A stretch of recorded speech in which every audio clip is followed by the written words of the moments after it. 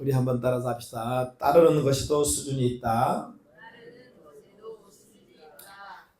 오늘 마태복음 4장 강의 18절에서 25절 제목이 따르는 것에도 수준이 있다 라는 제목을 가지고 함께 우리가 은혜를 나눠보도록 하겠습니다.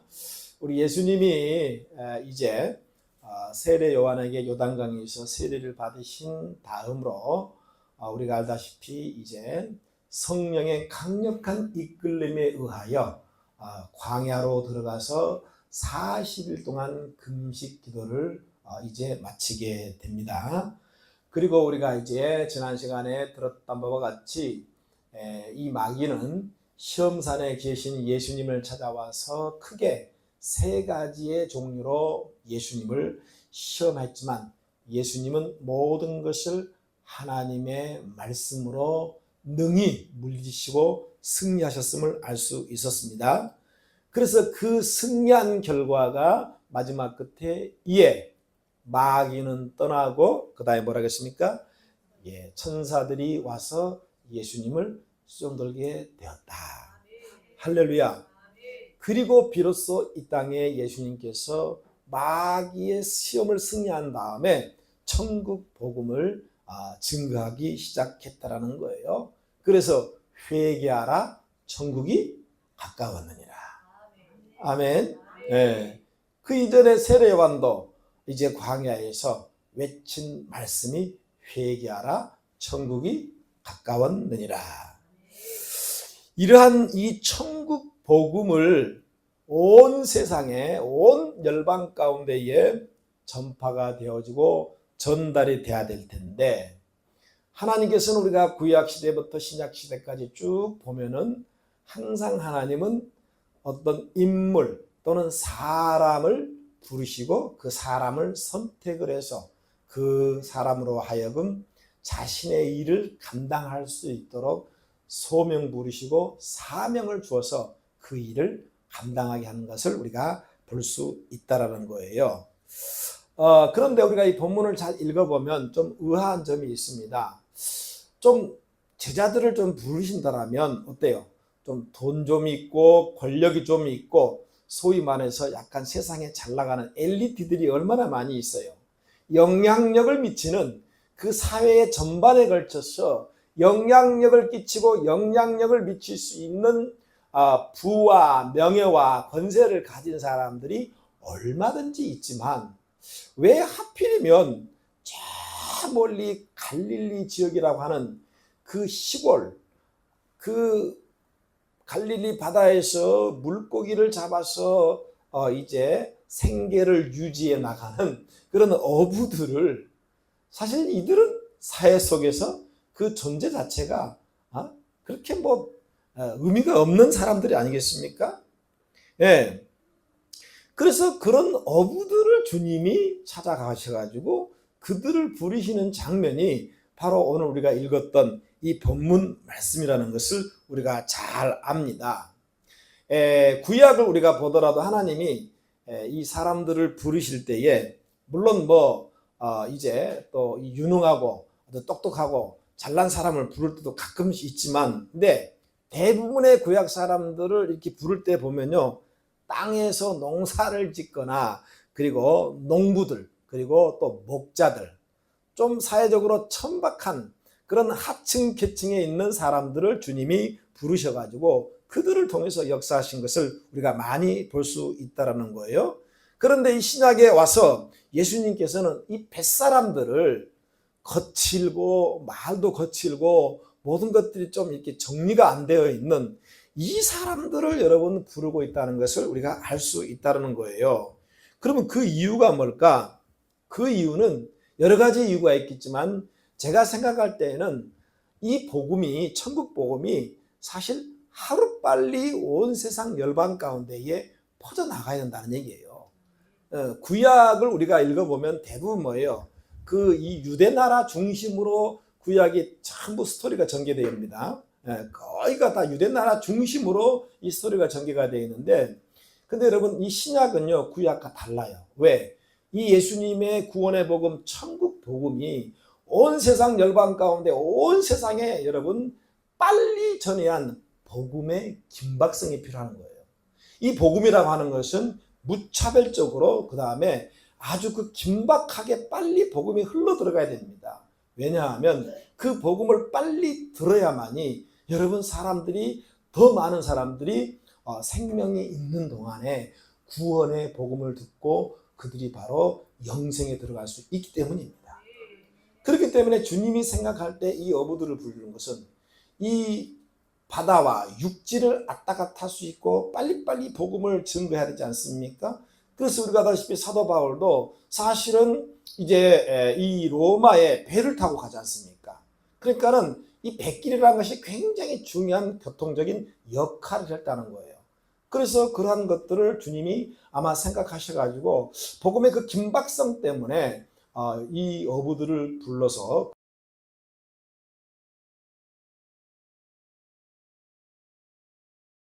때문에 그렇게 하지 않았나라는 것을 개인적으로 또 제가 생각해 본 그런 내용입니다.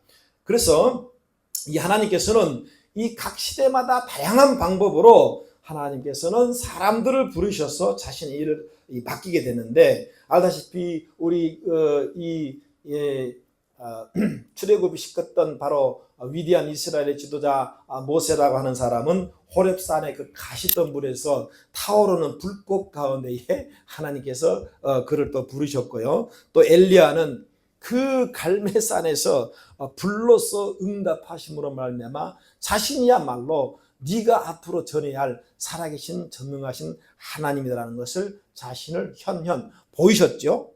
그리고 이사야는 우리가 알다시피 그런 이 환상, 이런 환상 중에서 하나님 나라의 그 거룩한 보좌 앞에 앉으신 그 하나님을 여러분 보게 되지 않습니까? 그래서 이사야는 나의 입은 부정한 입술이다. 이 입술이 부정한 백성의 이 부정한 이 백성 중에 거하면서 만군의 여호와신 왕을 친히 내가 그 얼굴을 베었다. 이렇게 고백합니다.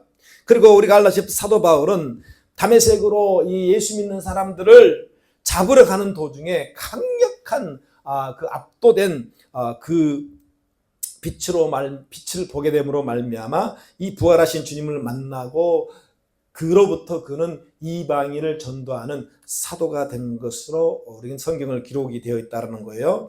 그러면 여러분 그렇게 이렇게 많은 사람들을 주님이 부르셨는 것처럼 그러면 2024년을 살아가는 저를 포함한 여러분들은 그러면 여러분 하나님께서 어떤 방식으로 여러분들을 부르셨고 그리고 왜 우리를 하나님이 이 교회에 부르셨는가 하는 이 부르심에 대한 하나님의 이유를 우리가 알아야 한다는 얘기예요. 아멘? 예. 저 같은 경우는 알다시피 청년 여름 수련 때에 그 전라남도 그 작은 섬에 이제 그 수련회를 갔다가 제 기억으로는 아마 그날이 수요일로 기억이 되는데 그날 아침 새벽에 정말 그 기도하다가 이 주님을 여러분 만나가지고 제가 지금 이 자리에 서 있거든요. 할렐루야. 그러니까 사람은 다 성격, 성향 모든 것이 다 다르지만 하나님께서는 그 사람에게 가장 알맞게 하나님이 부르시는 것이죠. 할렐루야.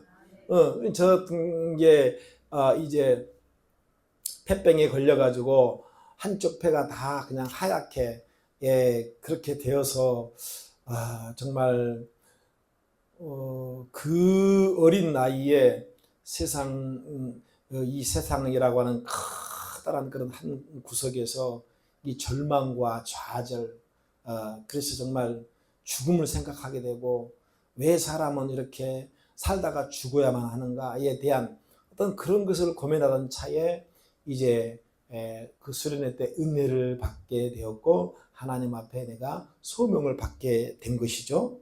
그래서 사람들마다 각자에 맞게끔 하나님이 소위 말해서 효과적으로 하나님이 우리를 부르신다라는 거예요. 어떤 사람은 경제적인 상황을 통해서 또 건강을 통해서 여러 가지 또 사람 관계 속에서 우리는 알 수 없지만 하나님의 그 절묘한 그리고 세미한 그 하나님의 역사와 섭리와 경륜 가운데에 우리 하나님이 가장 자신에게 알맞게 우리 하나님이 각자를 부르셔서 지금 이 자리에 우리가 예배자로 나오게 된 줄로 믿습니다. 할렐루야. 무슨 어떤 사람은 극적인 체험도 할 수 있고요. 아니면 그저 모태신앙보다 평범하게 각자 하나님이 다 다르게. 그런데 여러분, 그렇게 주님 앞에 우리가 부름을 받았습니다. 콜링을 받았습니다. 그런데 여러분, 이 콜링 받은 것도 은혜고 축복이고 중요하지만 오늘 우리 이 말씀을 비추어 봤을 때에 정말 더 중요한 것이 뭐냐 하면요, 이 주님의 부르심 앞에 우리가 어떻게 주님을 따를 것인가 하는 거예요. 할렐루야. 한번 따라합시다. 어떻게 주님을 따를 것인가. 그렇죠, 여러분. 어떻게 우리가 주님을 따를 것인가, 이것은 더 중요하다는 거예요. 예.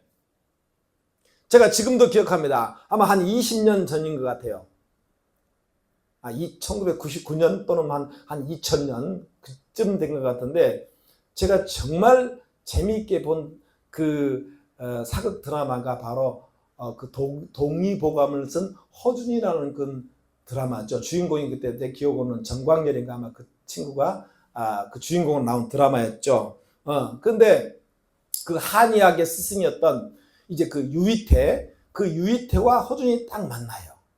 그러면서 이런저런 얘기하다가 이제 이 허준에게 정말 진정한 의원, 참 의원, 이 의원의 자격에 대해서 서로 대화가 오가면서 지금도 제가 기억하고 있어요. 그때 허준의 스승이었던 유이태가 그 허준에게 의원이라고 해서 다 같은 의원이 아니다. 이 의원의 의원들도 다 등급이 있다. 예. 그래서 그때 이제 그 의원 하위, 중위, 상위. 그런데 그 상위 위에 또 다른 의원이 있는데 그것이 바로 명이다. 그렇게 가르치죠. 예. 그러면 하위는 뭐야? 하위는 오직 돈에만 관심이 있는 의원을 하위. 그리고 중위는 병도 잘 고치지만 모든 목적이 역시 돈 버는 데만 집착하는 의원이 바로 중위다. 그리고 상위는 우리 육체뿐만 아니라 정신적인, 즉 마음의 병까지 고칠 수 있는 아주 고급 인력이다. 네, 그래도 좀 수준이 있죠. 그런데 여러분, 명의는 뭐냐? 명의는 돈과 명예를 다 초월해서 오직 가난한 백성들을 여러분 돌보고 그 백성들의 생명을 살리는데 목적을 둔 의원이 진정한 명이다. 이렇게 얘기를 했어요. 할렐루야. 야, 그러니까 제가 성경을 놓고 딱 보니까 진짜 예수님이 명이더라고요. 그래요, 안 그래요? 오늘 나와 있잖아요. 가난하고 병들고 귀신 들린 자, 그걸 고쳐주지만 대가를 바라지 않고 정말 사회에 소위 말해서 소외된 아웃케이스라고 하는 이 소외된 자들을 위해서 정말 예수님이 그렇게 사역을 정말 잘 하셨다는 것을 제가 알 수 있었다는 거예요. 그래서 명의는 목적이 돈에 상관없이 그 무엇도 상관없이 바로 생명을 살리는 데 초점을 두고 여러분 이제 생명에 관심을 가지고 있는 그 사람이 바로 명이라는 것입니다. 아멘. 여러분들이 저를 위해서 그렇게 기도해야 돼요. 우리 목사님 명의가 되게 해달라고. 영혼의 생명을 살리는데. 할렐루야. 그래서 우리가 예수님께서 이 땅에 수많은 여러분 초대교회 예루살렘부터 시작된 2000년이 지난 지금 수많은 각 지역교회로서의 각 교회들이 있습니다. 그럼 여러분 좋은 교회는 어떤 교회가 좋은 교회인가? 극동방송이나 보면 우리 교회 좋은 교회 가지고 막 방송을 합니다. 여러분 방송에 나온 교회가 좋은 교회인가요?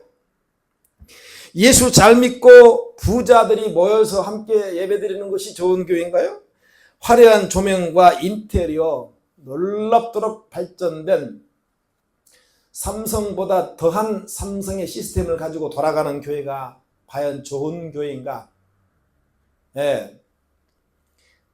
정말 많은 사람들이 모이는 그 슈퍼 메타 처치죠. 엄청난 초대형 교회를 말하는 거죠. 그런 교회가 정말 예수님 볼 때 좋은 교회인가? 아니면 선교와 구제 사업을 많이 하는 교회가 좋은 교회인가? 예, 다 좋은 교회예요. 예, 다 좋은 교회가 될 수 있어요. 그런데 만약 우리 예수님께서 보실 때에 진짜 물론 뭐 등급을 매기면 안 되겠죠. 그러나 예수님이 만약에 정말 등급을 매긴다라면 최고의 정말 최고 등급 명의교회, 저는 생각할 때 정말 한 생명을 살리는 그 교회가 정말 주님의 참다운 교회, 좋은 교회가 될 줄로 믿습니다. 생명을 살리는, 한번 따라봐. 생명을 살리는 교회. 예, 그렇습니다. 우리는 그래서 생명을 살리는 교회가 돼야 됩니다. 생명을 살리는 직분자들이 돼야 돼요. 생명을 살리는 집사님들이 돼야 돼요. 할렐루야. 그래서 우리 빛나교회가 작지만 정말 생명을 살리는 교회가 되기를 축원을 드립니다. 예, 의원도 여러분 수준이 있듯이 교회도 수준이 있다는 겁니다. 아멘. 교회 사이즈 많이 모이느냐, 부자들이 모이냐, 엘리트들이 모이냐 중요하지 않습니다. 주님은 한 생명을 살리는 데 관심이 있다는 겁니다. 그래서 여러분 본문에 우리 예수님이 갈릴리 주변을 쭉 다니시면서 이 제자들을 하나하나 부르신 장면이잖아요. 자, 19절에 사람을 낚는 어부, 세상 바다에서 고기를 잡이를 하면서 살아가는 여러분, 그들을 부르시고 이제 이들을 이제 생명을 불어넣어서 그들로 하여금 이제 또 다른 생명을 살리기 위해서 그들을 하나하나 부르신 장면이 쭉 기록이 되어 있다라는 얘기요. 우리가 본문을 자세히 읽어보면 예수님과 4명 제자들이 이제 나옵니다. 4명의 사람들 사이에 일어난 평범한 사건이 기록되어 있어요. 이 4명이 바로 2000년 전부터 지금까지 여러분요, 세계 역사를 바꾸는 인물이 되었다는 겁니다. 세례 요한이 이제 회개하라 천국이 가까웠다라는 그 천국 복음을 전파하면서 결국은 잡히게 되었어요. 이 잡히게 되었다는 소문을 듣고 접한 예수님께서는 예수님의 제3의 고향이라고 해도 과언이 아닌 이 가버나움에서 천국 복음을 전하게 됩니다. 회개하라 천국이 가까웠다. 그러면서 갈릴리 해변을 이곳저곳 걷게 되다가 바다에 그물을 던지는 두 형제를 딱 주목하게 보게 됩니다. 그러면서 나를 따라오너라. 내가 너희로 사람을 낚는 어부가 되게 하리라. 그 한마디에 이들이요, 어떻게 했습니까? 오늘 성경에 뭐라 하겠냐? 두 형제가 곧이 중요해요. 곧 그물을 버려두고 예수를 쫓았다. 아멘. 자, 그런데 조금 더 가시다가 또 다른 두 형제를 만나게 됐죠. 근데 이 사람들은 예수님께서 그렇게 말씀하시자마자 아버지와 함께 배에서 이렇게 그물을 깃고 있는 사람들이죠. 주님이 그렇게 부르자마자 뭐라고 말했느냐? 배와 부친을 어떻게 했다? 그렇죠. 내버려 두고 예수님을 쫓아다는 거예요.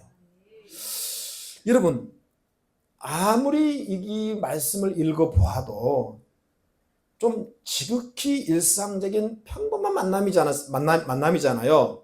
그런데 이후 이 사람들의 삶은 완전히 엄청나도록 바뀌었죠. 온 세상에, 그리고 그 복음을 저와 여러분까지 여러분 전달하게 되는 기초를 세운 사람들이 바로 이 성경 말씀에 오늘 기록이 됐다는 거예요. 할렐루야. 그러니까 한마디로 말하면 예수님을 따르는 수준이 좀 남달랐고 특별했다? 왜 그래요? 직업이 하나같이 어부들이잖아요. 예. 갈릴리 어부들이 배와 그물을 버려두고 예수를 따른다는 것은 이 세상적 이치와 세상적 관점에서 볼 때 이거는 완전히 미친 짓입니다. 왜? 가장 걸리는 게 뭐예요? 아니, 자기 가정을 책임져야 되잖아요. 경제적으로 책임을 져야 돼요. 부인도 있고 자녀도 있습니다. 어머니도 있습니다. 그런데 그걸 다 버려두고 예수를 따른다는 것은 그 세상 사람들로부터 여러분 정상적인 사람이라고 소리를 들을 수가 없다는 거예요. 그래서 그물을 버린다는 것은 곧 근데 주님이 과연 그들을 부르실 때에 그들이 생계를 책임져야 한다는, 가족을 살려먹이고 책임져야 한다는 그런 현실적 상황을 모르는 채 주님이 부르셨을까? 주님은 그 사실을 더 잘 알고 계셔요. 우리의 형편과 처지를 더 잘 알고 계신다는 거예요. 할렐루야. 그런데 중요한 것은 그럼에도 불구하고 주님이 그들을 필요로 하기에 그들을 부르셨다는 겁니다. 이게 중요한 겁니다. 자, 18절 한번 읽습니다. 다 같이 18절 시작.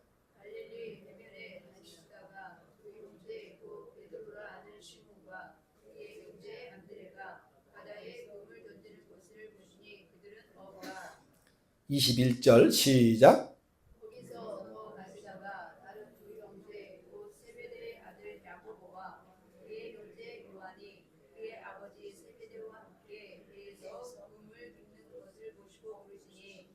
그렇죠. 이들이 그물을 통해서 물고기를 잡아서 생계를 유지한다는 사실을 주님이 더 잘 알고 계시죠. 그런데 여기서 중요한 것이 있습니다. 그 당시에 제가 작년에 갈릴리 바다를 보고 왔지만 굉장히 큽니다. 그건 호수인데요. 호수라기보다는 그냥 거의 바다예요. 바다. 엄청 큽니다. 그렇게 넓은 갈릴리 호수에 정말 그 물고기가 정말 풍부하다 그래요. 그 헬몬산에서 내려온 그 물이 쭉 녹아내리면서 갈릴리까지 내려오는데 굉장히 물이 맑아요. 그런데 그 물이 맑고 굉장히 물이 수질이 좋기 때문에 그 물고기가 굉장히 풍부하겠죠. 그래서 갈릴리가 뺑 돌아보면 그 마을이 군데군데 쭉 이렇게 있어요. 형성이 되어 있어요. 그러니까 이 사람들은 전부 어떻게 한다? 갈릴리 바다 중심으로 생계를 이어가는 어부들이라는 거예요. 할렐루야. 그런데 여러분, 예수님께서 오늘 그물을 이렇게 던지는 것 보시고 그물을 또 고치는 것, 깁는 것을 보셨다는 거예요. 그러면 지금 과연 이 사람들만이 거기에 해당된다는 거예요. 거기에는 이루 말할 수 없는 사람들이 그 갈릴리 주변에 살고 있었는데 주님께서는 바로 이 사람들을 집중해서 찾아오셨다는 것이 중요한 거예요. 아멘. 많고 많은 어부들 중에 예수님께서 관심을 가지시고 집중적으로 봤던 사람들은 그야말로 극소수였다는 거예요. 아멘. 그런데 예수님의 부르심 앞에 이들은 곧 배와 아버지를 버리고 예수를 따랐다는 거예요. 자, 예수님께서 나중에 이제 그 비슷한 말씀을 똑같이 여러분요 마태복음 19장 21절에 보면 부자 청년들에게도 똑같은 동일한 말을 합니다. 이 부자 청년은 잘 나가는, 요즘으로 말하면 나름대로 율법을 잘 지키고 구제도 잘하고 누가 보기에도 정말 선한 청년이고 누가 보기에도 여러분이 뭐예요? 1등 사익감입니다. 사람들부터 사회로부터 존경받고 관심을 이목을 받는 그런 엘리트에 따른 거예요. 그런데 우리 예수님께서 이 부자 청년에게 야, 네가 나를 따라오려거든 네 소유를 전부 팔아가지고 가난한 자들에게 나눠주라. 그리하면 하늘에서 네 보화가 내게 있을 것이다. 그리고 나서 와서 나를 따르라 그랬어요. 할렐루야. 주님이 오늘 사람을 낚는 어부가 되게 해라. 나를 따르라. 똑같은 단어로 따르라 했다는 거예요. 네. 이 청년에게 예수님께서는 동일한 단어로 나를 따르라고 했지만 청년이 재물이 많음으로 어떻게 했다? 근심하여 예수를 따르는 것이 아니라 예수를 떠나버렸습니다. 할렐루야. 사실 경제적 형편으로 볼 때 예수님의 이러한 부르심 앞에 예수를 따를 수 있는 여러분 사람은요, 그 유리한 사람은, 그래도 또 예수를 좀 더 잘 따를 수 있는 유리한 사람은 이 가난한 어부들이 아니라요, 부자 청년이에요. 왜? 부자 청년은 여러분 그만큼 이제 이 자본금이 있기 때문에 뭐 사람을 다 시켜서 그냥 자기는 거기서 나온 거 이렇게 받아서 먹고 살 수 있고 예수를 충분히 따를 수 있어요. 더 유리하다는 거예요. 어부는 알다시피 하루 벌어서 하루 먹고 거요. 부자 청년은 쌓아둔 재물이 많기 때문에 여러분 아까 말한 것처럼 하인들과 종들을 시켜가면서 고용해서 얼마든지 예수를 쉽게 따를 수 있는 상황이었다는 거예요. 그러나 훨씬 가난한 어부들이, 잘 들으세요, 그 예수님의 신적 권유 앞에, 나를 따라라는 그 신적 권유 앞에 두말하지 않고 예수를 따랐다는 거, 이거 쉽지 않지만 거꾸로 뒤집으면 이게 가장 큰 그들에게 은혜라는 거죠. 무슨 말씀인가요? 예수님께서 자신들을 부르실 때에, 제자들을 부르실 때에 여러분 눈으로는 볼 수 없지만 설명할 수 없는 또는 거부할 수 없는 어떤 보이지 않는 강력한 어떤 이 끌림, 이 강력한 끌림 때문에 여러분 모든 것을 버려두고 예수를 따라간 거예요. 이게 하나님 은혜라는 거예요. 할렐루야. 자, 우리 다 같이 25절 한번 읽어봅시다. 다 같이 본문 25절 시작. 요단강 뚫고 따로 무리했어요. 이 차이라는 거예요. 이해되셨어요? 20절 22절 제자들이 예수를 따를 때는 그 어떤 따를 만한 표적과 이적이 없었어요. 그들 눈에 안 보였어요. 제자들 눈에는. 다른 말로 바꿔 말하면 현실적으로 제자들이 예수를 따를 만한 그 어떤 이유가 없었다는 겁니다. 그런데 예수님이 나를 따르라고 말씀하실 때에 놀라운 것은 그 어떤 신비한, 아까 말한 것처럼 좀 설명이 안 되고 좀 이해가 안 되고 우리 인간의 언어로는 좀 표현하기 좀 어려운 어떤 신비한 어떤 이 끌림이 여러분 있었다라는 거예요. 여러분 이게 중요한 거예요. 여러분 이해되셨어요? 할렐루야. 예. 그게 여러분 우리는 은혜로만 설명이 되는 거예요. 그게 하나님 은혜구나.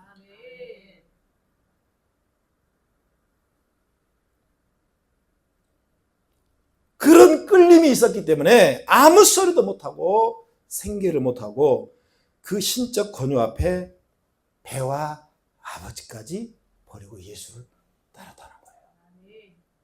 아멘. 오늘 정말 저와 여러분에게 이 은혜가 있기를 축원합니다. 할렐루야. 네. 여러분들은 과연 무엇 때문에 어느 쪽에 여러분 속해 있냐는 거예요. 전자입니까? 후자입니까?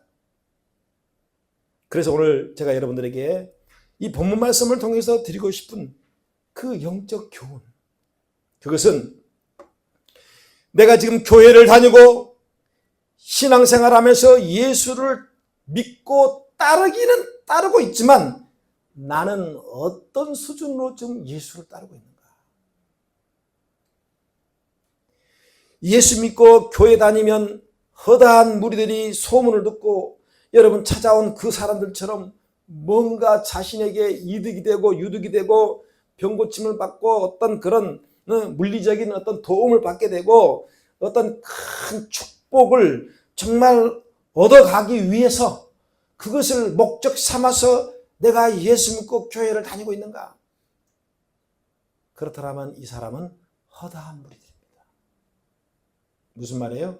허다한 무리는 언제든지 자신이 목적하는 그 목적이 보이지 않을 때는 떠날 수 있는 사람들이죠. 아니면 예수님의 이 부르심 앞에 이유는 알 수 없고 설명이 안 되지만 어떤 그런 신비한 끌림과 마음의 설레임, 내가 도저히 거부할 수 없고 거절할 수 없는 어떤 그런 강력한 힘에 의해서 내가 감사함으로 내가 정말 예수를 정말 내가 지금 믿고 따르고 있는가? 여러분, 허다한 무리와 제자의 차이는 뭘까? 허다한 무리는 예수와 얼마까지는 동행을 하되 언제든지 떠날 준비가 된 사람입니다. 하지만 제자는 끝까지 예수와 동고동락하며 동행할 수 있는 사람입니다.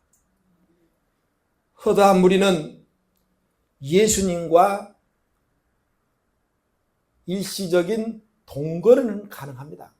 일시적인 동거는 가능해요. 그러나 동행은 할 수 없습니다. 사람들이 여러분 왜 동거합니까? 왜 동거해요? 그건 자신의 지금 현 상황에 맞으니까 동거해요. 그러나 그 상황이 빗나가면 여지없이 헤어집니다. 그런데 제자는 마치 결혼한 부부처럼 모든 것을 함께 나누고 동행할 수 있는 사람이 여러분 제자예요. 우리가 창세기 6장 9절 말씀, 에녹이 하나님과 동행했다는 말이 나와요. 그렇죠? 동행이라는 말은 이게 원래 히브리 말로 할라카라는 단어인데 함께 걷다는 겁니다. 이해가 되셨어요? 다른 말로 하면 함께 같은 길을 여행하는 거예요. 네.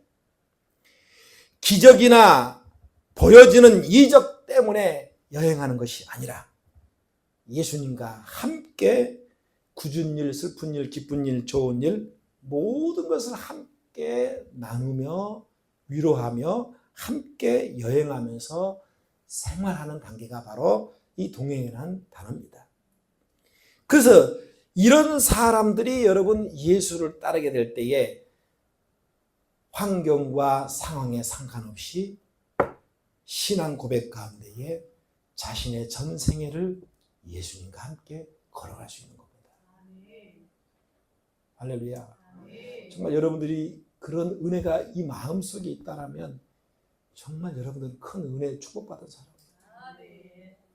우리 김 집사님 천국 문턱까지 갔다 오셨잖아요. 코로나 걸리셔가지고 지난 주간에 간증하잖아요.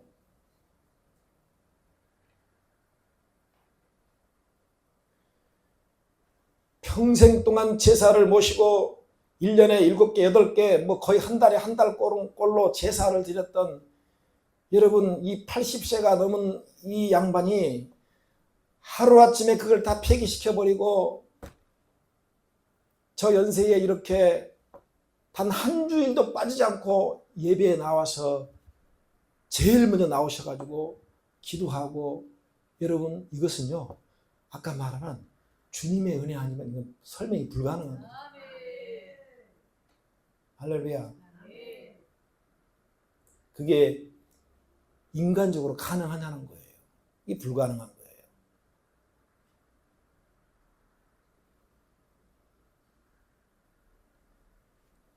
그래서 지금은 당당하게 친구들한테 말합니다. 야, 너희들하고 나가 가는 길은 달라. 가는 길이 달라더라고요. 할렐루야. 그럼요.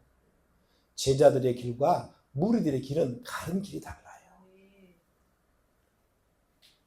그래서 이 예수님의 뜻을 전적으로 받아들이고 결국에는 십자가의 그 자리에도 함께 참여하는 그런 자들이 여러분요 바로 제자라는 거예요.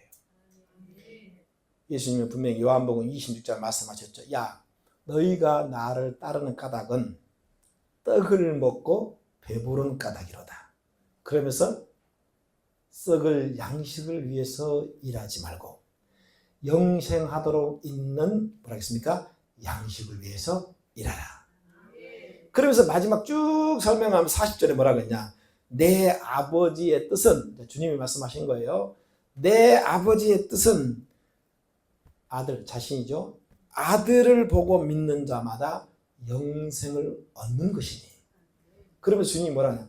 마지막 날에 내가 이를 다시 살린다고 했어요. 즉 영생과 부활을 말씀하신 거예요.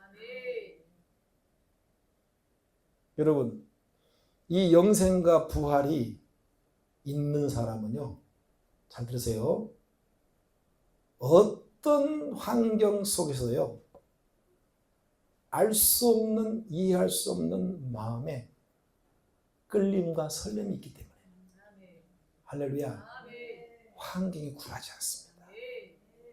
이 영생이 분명하지 못하고 부활이 분명하지 못하기 때문에 여러분, 신앙이 그렇게 허다한 무리처럼 환경 따라 요리조리 마치 요동하는 바다의 물결처럼 흔들려 버려요. 그래서 예수를 포기하지 않고 끝까지 따를 수밖에 없는 이러한 신비한 끌림과 설렘, 이것은 우리 예수님만이 줄 수 있는 영원한 생명과 부활이라는 겁니다. 할렐루야. 네. 그래서 본문에 베드로, 안드로, 야고보, 요한은 주님께서 나를 따라오라고 막 말씀하실 때 예수님과 함께 생활하는 그런 동행하는 자가 되었다는 것입니다. 물론 이들은 인간의 연약함 때문에 막상 예수님께서 골고다 언덕의 십자가에 돌아가실 때에는 여러분, 나 몰라라 하고 주님을 부인하게 됐습니다. 고향으로 돌아가 버렸습니다. 옛자리로, 옛사람으로 다 돌아가 버렸습니다. 그러나 주님은 한 번 부르신 그들을 포기하지 않고 다시 부활하셔서 찾아가셔가지고, 할렐루야, 부활하신 주님이 그들에게 나타내 보이셨더니 이제 비로소 그들이 우리 스승은 말로만 부도내는 그런 분이 아니라 그분이 지금까지 하셨던 모든 말씀은 가짜가 아니라 진짜였구나. 그 확신이 탁 드니까 어떻게 해서요?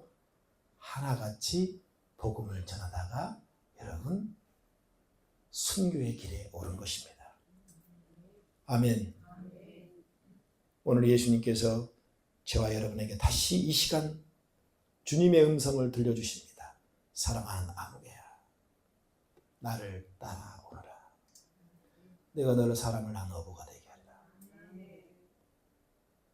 여러분들이 이 어부가 되어서, 사랑하는 어부가 되어서 마지막 우리 인생의 호흡이 끊어진 그 순간까지 이 사명감을 가지고 여러분이 인생을 살았다라면 후회 없는 인생이 될 것이고 의미 있는 인생이 될 것이지만, 그런 삶을 살지 못할 때는 우리 인생은 의미 없는 인생이 될 것이고 후회가 많은 인생이 될 것입니다. 따라서 오늘 이 주님의 신적 권면인 말씀 앞에 나를 따라오너라, 내가 너를 사람을 낳는 어부가 되게 하리라. 여러분들은 여러분 스스로가 이 말씀을 보면서 선택을 하시기 바랍니다. 허다한 무리로 따라갈 것인가, 아니면 주님의 그 신비한 사랑과 그 구원의 감격과 그 은혜와 말로 설명할 수 없는 어떤 이끌림, 끌림, 여러분 그것 때문에 정말 내가 영원히 잊지 않고 목숨 바쳐서 내가 주님을 따를 것인가, 선택은 여러분에게 달려 있습니다. 할렐루야. 기도합시다.